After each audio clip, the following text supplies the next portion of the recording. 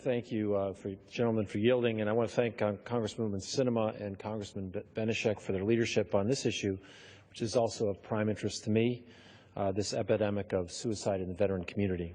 San Diego has the third largest population of veterans in the country, more than 235,000. One of the most important jobs we have here in Congress is to honor their service by keeping our promises to them.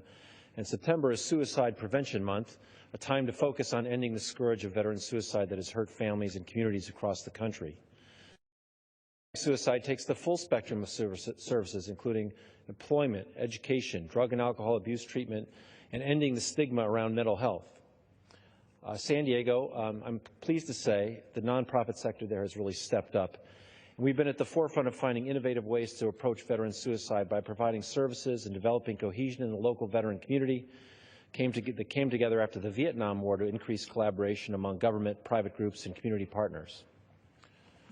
San Diego is the home of, in my district, 0800, which is an organization doing innovative work to assist easing the transition between active duty and civilian life.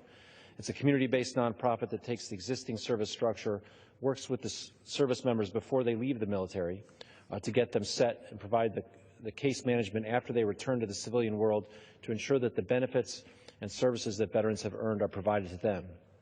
Another organization, the Three Wise Men Foundation, founded by combat veteran Nathan Fletcher, utilizes community engagement and workout trainings to help veterans who are in combat and have struggled to reintegrate after coming home.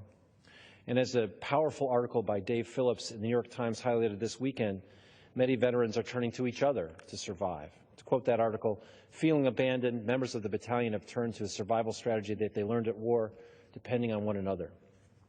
We've all heard the devastating statistics of veteran suicides in the country, but thus far the response has failed to properly address the dire situation, and we have a responsibility here in Congress to do much more than we have. The statistics don't tell the heart-wrenching stories that so many of us have heard from parents, spouses, and the loved ones of a veteran who's taken his or her own life.